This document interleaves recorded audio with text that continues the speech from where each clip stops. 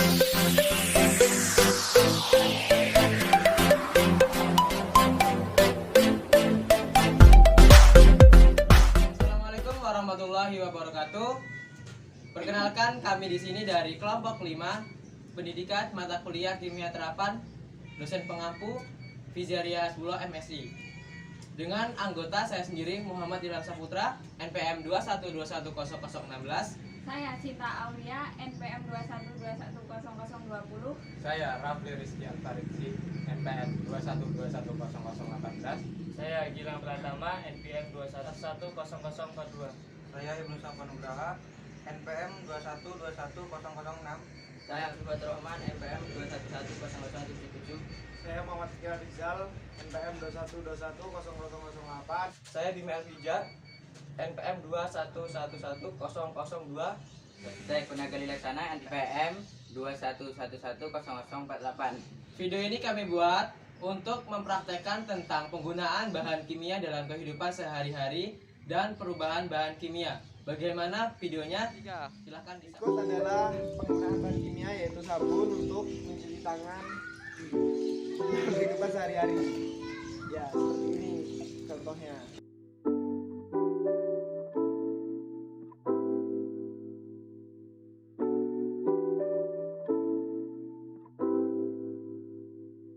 Baik, selanjutnya adalah penjelasan. Sabun merupakan pembersih diri dari kotoran yang menempel di permukaan kulit. Sabun merupakan campuran minyak atau lemak, yaitu nabati seperti minyak zaitun atau hewani seperti lemak kambing dengan alkali atau basa seperti natrium atau kalium hidroksida.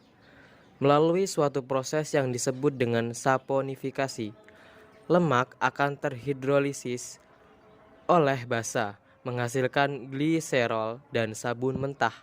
Secara tradisional, alkali yang digunakan adalah kalium yang dihasilkan dari pembakaran tumbuhan seperti arang kayu. Baik, berikut ini adalah proses perubahan kimia kayu menjadi arang.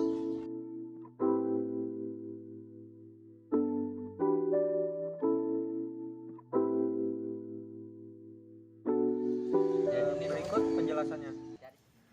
Pembakaran adalah reaksi oksidasi di mana terjadi reaksi antara suatu zat dengan oksigen.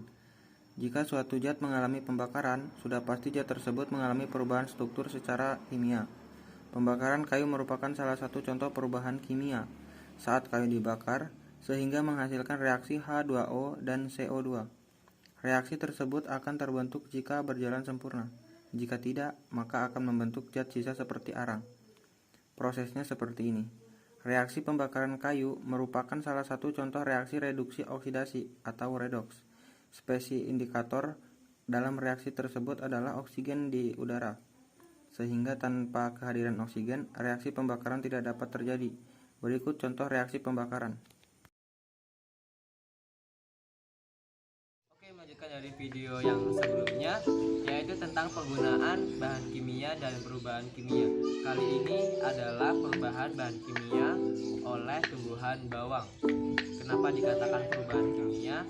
Karena pada saat proses pemotongan, seperti yang dilakukan oleh teman saya, terjadi reaksi. Nah, untuk mengetahui lebih lanjut tentang reaksinya, selanjutnya penjelasannya ada di video selanjutnya. Bawang merah merupakan sejenis tanaman yang biasa dijadikan bumbu masakan.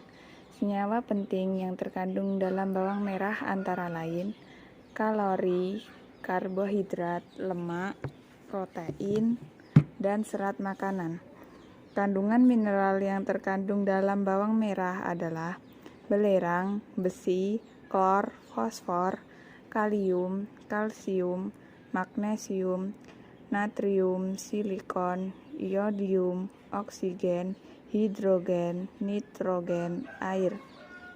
Selain itu, bawang merah juga mengandung senyawa volatil sulfur yang memedihkan mata saat kita mengupas bawang merah dan mengandung senyawa volatil yang disebut zat eteris dan dapat membunuh bakteri tertentu.